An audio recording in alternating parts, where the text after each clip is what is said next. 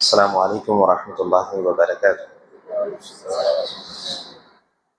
الحمد لله رب العالمين، والصلاة والسلام على رسوله الأمين وعلى آله وصحبه والناس أجمعين ومن تبعهم بإحسان إلى يوم الدين. رب اشرح لي صدري ويسر لي أمري واحلل عقدة من لساني يفقهوا قولي.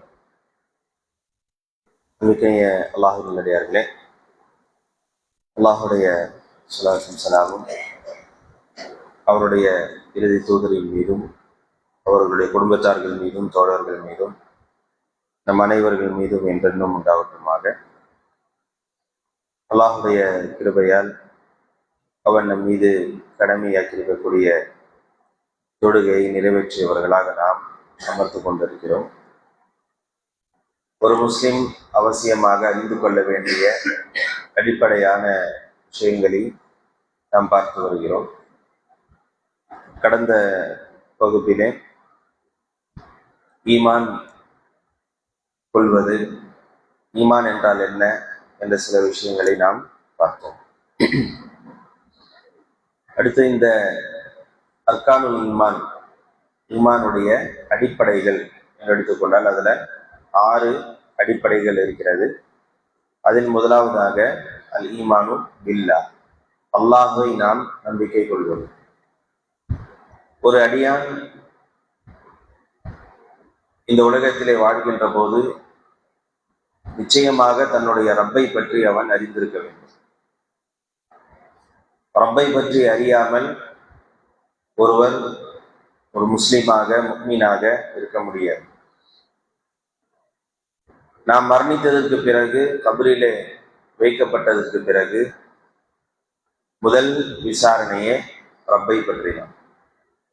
ரசூலுல்லாஹி ஸல்லல்லாஹு அலைஹி வஸல்லம் அவர்கள் கூறினார்கள், ஒருவர் அடக்கம் செய்யப்பட்டு அங்கிருந்து நாம் விலகி வருகின்ற போது 2 மலக்குகள் வருவார்கள். அந்த மலக்குகள் அந்த மரணித்த அந்த மையத்தை எழுப்பி அமர வைத்து அவரிடத்திலே கேள்விகள் கேட்பார்கள். அதுல முதல் கேள்வி மன் ரப்புக், உன்னுடைய ரப்பு யார் என்று. ரப்பு யார் என்று நாம் அறிந்து அதற்கு ஏற்ப நம்முடைய வாழ்க்கையை அமைத்துக் கொண்டிருந்தால் மட்டுமே நாம் கபரிலே அதற்கான பதிலை சொல்ல முடியும். அப்படி இல்லை என்று சொன்னால் நம்மால் பதில் சொல்ல முடியாது. ரப்பை நாம் எப்படி அறிந்து கொள்வது, அல்லாஹை எப்படி நாம் நம்பிக்கை கொள்வது? அதுல 4 விஷயங்கள் இருக்கிறது. ஒன்று வஹ்தானியா, வுஜூத். அல்லாஹ் சுப்ஹானஹு வ தஆலா வுஜூத் என்று நம்பிக்கை கொள்வது. வுஜூத் என்று சொன்னால் இருக்கிறான் என்று நம்புவது. பொதுவாக எந்த ஒரு பொருளாக இருந்தாலும், எந்த ஒன்றாக இருந்தாலும் அதை நம்பிக்கை கொள்வதற்கு முன்பாக அப்படி ஒன்று இருக்கிறது என்ற நம்பிக்கை கொண்டாதான் அது சார்ந்திருக்கக்கூடிய விஷயங்களை நம்ம நம்புவோம். நமக்கு கண்ணுக்கு தெரியாததா, நாம உணர முடியாத ஒன்றை நாம் இருக்கு என்று நம்புகிறோம். அதை நம்பி அதன் மூலமாக ஏற்படக்கூடிய அந்த நலவுகளை, அந்த செயல்பாடுகளை நாம் ஏற்றுக்கொள்ளக்கூடியவர்களாக இருக்கிறோம். உதாரணமா நம்ம பவர் இருக்கு, கரண்ட் இருக்கு, நான் கண்ணில் பார்த்தாதான் நான் நம்புவேன்னு யாரோ சொல்லுவோமா? கண்ணில் பார்த்துருக்குறோமா நம்ம பவரை, இந்த எனர்ஜியை? இல்லை. அது அது எப்படி சொல்லப்படுது? அது ஒரு எனர்ஜி. அது அதன் மூலமாக இயக்கப்படுகிறது. சுவிட்ச் போட்டா, ஃபேனு சுத்தினா பவர் சப்ளை இருக்குன்றதை நம்ம தெரிஞ்சுக்கிறோம். இல்லை நான் தொட்டு பார்த்து தான் நான் தெரிஞ்சுக்குவேன், நான் கண்ணில் பார்த்தா தான் தெரிஞ்சுக்குவேன் அப்படின்னு நம்ம சொல்ல மாட்டோம். இது இயங்குகிறது என்று நாம் நம்புவதற்கு முன்பாக அப்படி ஒன்று இருக்கிறது என்று நாம் ஏற்றுக்கொள்கிறோம். இப்படிதான் எல்லா விஷயங்களுமே ஒன்று இருக்கிறது என்று ஏற்றுக்கொண்டால்தான் அதை சார்ந்திருக்கக்கூடிய விஷயங்களை நாம் சரியான முறையில நம்பிக்கை கொள்ளக்கூடியவங்களா இருக்கும். முதலாவதாக ரப், இறைவன் இருக்கிறான் என்று நாம் நம்பிக்கை கொள்ள வேண்டும். இறைவன் இருக்கிறான். இரண்டாவதாக அவனுடைய ருபூபியத்தில் அவனை நாம் தனிமைப்படுத்த வேண்டும், தனித்துவமாக்க வேண்டும். தௌஹீது ருபூபிய்யா என்று சொன்னது. மூன்றாவது தௌஹீதுல் உலூஹியா, வணக்க வழிபாடுகளில் அவனை தனிமைப்படுத்துவது. நான்காவது தௌஹீதுல் அஸ்மாஇ வஸ்ஸிஃபாத், அல்லாஹுடைய அஸ்மாக்களிலும் அல்லாஹுடைய சிஃபாத்துகளிலும் அல்லாஹை தனித்துவமாக்குவது. இந்த 4 விஷயங்களின் அடிப்படையில அல்லாஹை நாம் நம்பிக்கை கொள்ளக்கூடியவர்களாக இருக்க வேண்டும். அதுல முதலாவதாக அல்லாஹ் இருக்கிறான் என்று நாம் நம்பிக்கை கொள்ள வேண்டும் என்று சொன்னால் அதற்கு அதையும் பல விஷயங்கள் மூலமாக நாம தெரிந்து கொள்ள முடியும். அதையும் ஒரு 4 விஷயங்களாக பிரிக்கிறார். ஒன்று, ஒரு மனிதன் இறைவனை எப்படி நம்பிக்கை கொள்கிறான், எப்படி ஏற்றுக்கொள்கிறான் என்று சொன்னால் யாரும் அவனுக்கு சொல்லித்தர தேவையில்லை. இயல்பாகவே அவனுக்கு ஒரு மனிதனுக்கு இறைவனை ஏற்றுக்கொள்ளக்கூடிய தன்மை இருக்கிறது. ஸல்லல்லாஹு அலைஹி வஸல்லம் அவர்கள் கூறுகிறார்கள், குல்லு மௌலூதின் யூலது அலல் ஃபித்ரா, ஒவ்வொரு குழந்தையும் பிறக்கின்ற போது இயல்பாகவே இயற்கையாகவே அது பிறக்கிறது. இயல்பாகவே இயற்கையாகவே அதற்கு இறைவனை ஏற்றுக்கொள்ளக்கூடிய, இறைவனை நம்பிக்கை கொள்ளக்கூடிய ஒரு நிலையில்தான் குழந்தை பிறக்கிறது.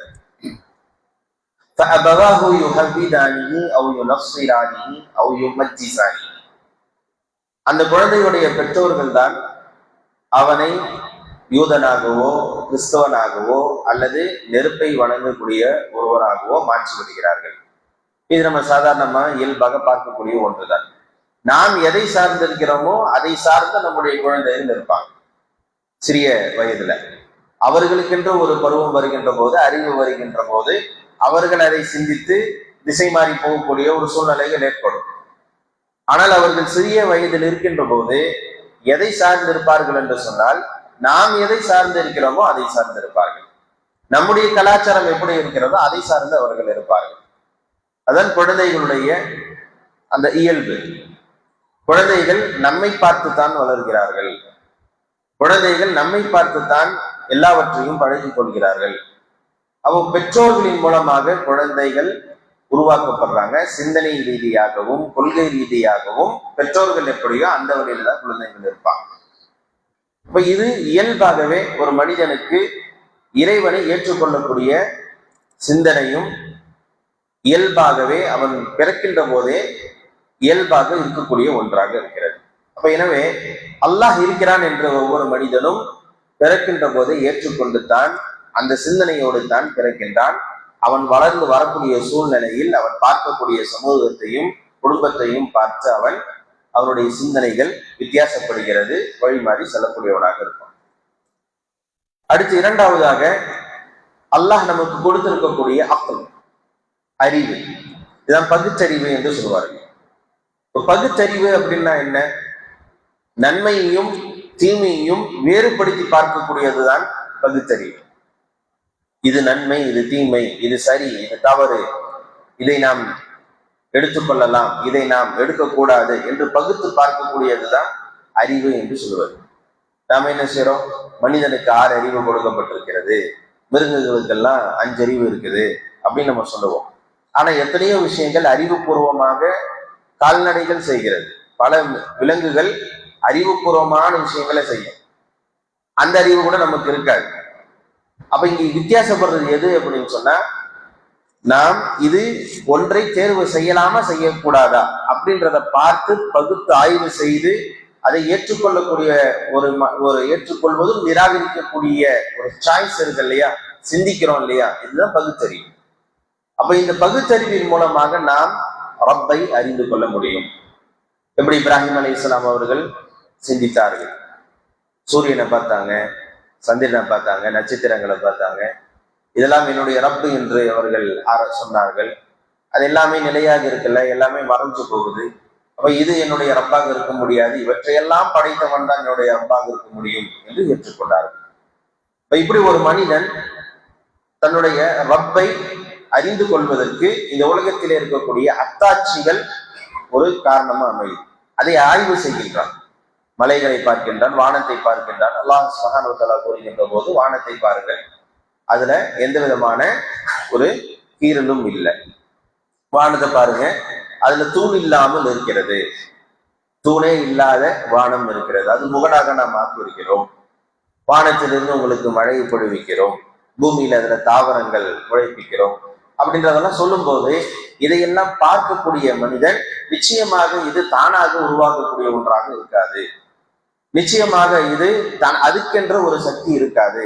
இவற்றையெல்லாம் பாதுகாக்கக்கூடிய, இவற்றையெல்லாம் காக்கக்கூடிய யாரோ ஒருவன் இதை இயக்கக்கூடியவனாக இருக்கிறான் என்று மனிதன் தன்னுடைய அறிவால் சிந்தித்து ஏதோ ஒரு சூப்பர் பவர் இருக்குது, ஒரு சுப்பீரியர் பவர் இருக்கு அப்படின்றத என்ன செய்யறாங்க, ஏற்றுக்கொள்ளக்கூடியவனாக இருப்பான். இது பகுத்தறிவின் மூலமாக ரப்பை அறிந்து கொள்கிறான். அடுத்து மூன்றாவது புலன்கள். அதாவது நமக்கு வழங்கப்பட்டிருக்கக்கூடிய இந்த புலன்களின் மூலமாக அறிந்து கொண்டு நாம் ரப்பை ஏற்றுக்கொள்வது.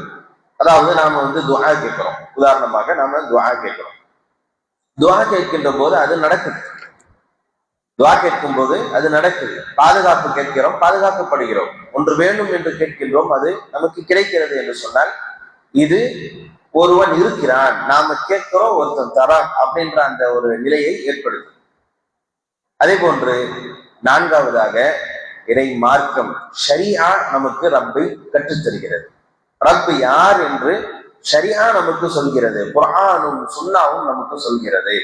குர்ஆன் சொல்லி காட்டுகிறது, ரப், உங்களுடைய ரப்பு யார் என்றால் இப்படிப்பட்டவன், அல்லாஹ் இப்படிப்பட்டவன், அல்லாஹை இப்படி நாம் நம்பிக்கை கொள்ள வேண்டும், அல்லாஹை இப்படி நாம் புரிந்து கொள்ளக்கூடாது என்று குர்ஆனும் சுன்னாவும் நமக்கு கற்றுத்தருகிறது. இப்ப இதன் அடிப்படைகள்ல ஒரு மனிதன் ரப்பை அறிந்து கொள்ளக்கூடியவனாக இருக்கிறான். ரப்பு இருக்கிறான், இறைவன் இருக்கிறான் என்ற நிலையை எப்படி தெரிந்து கொள்கிறோம்? 4 விஷயத்துல சொன்னேன். என்னென்ன விஷயங்கள்? ஒன்று இயல்பு, இயற்கையாகவே அல்லாஹை ஏற்றுக்கொள்ளக்கூடிய இறைவன் ஒருவன் இருக்கிறான். அதாவது இன்ன இறைவன் அப்படின்றது, இறைவனை ஏற்றுக்கொள்ளக்கூடிய ஒரு மனப்பக்குவம் எல்லோருக்குமே இருக்கும். எல்லாருமே ஆபத்து வரும்போது என்ன செய்வாங்க? இறைவன்கிட்ட துஆ செய்வாங்க, பிரார்த்தனை செய்வாங்க. யாரோ ஒருத்தர் எனக்கு ஒரு இறைவன் எனக்கு உதவி செய்கிறான் என்று நினைக்கிறார்கள். ஆட்டோமேட்டிக்கா அவங்க வானத்தை நோக்கி தான் பார்க்கிறாங்க. இயல்பு, வானத்தை நோக்கி பார்க்கிறார்கள், அவன் பார்த்துக்குவான் அப்படின்னு சொல்லுவாங்க. பல தெய்வ கொள்கையில இருக்கக்கூடியவர்கள் கூட எல்லா தெய்வங்களும் காப்பாற்றும் என்று சொல்ல மாட்டாங்க. ஒரு ஆபத்து வருகின்ற போது இயல்பாகவே அவன் ஒருவன் பார்த்து கொள்வான், தெய்வம் ஒன்று இருக்கிறது பார்த்து கொள்ளும், அவன்தான் அவனுடைய முடிவு அப்படின்ற மாதிரி போகிறோம் அப்படின்னு சொன்னா அது இயல்பாகவே ஓர் இறைவனின் பக்கம் செல்லக்கூடிய ஒன்றாக நம்முடைய உள்ளம் இருக்கு.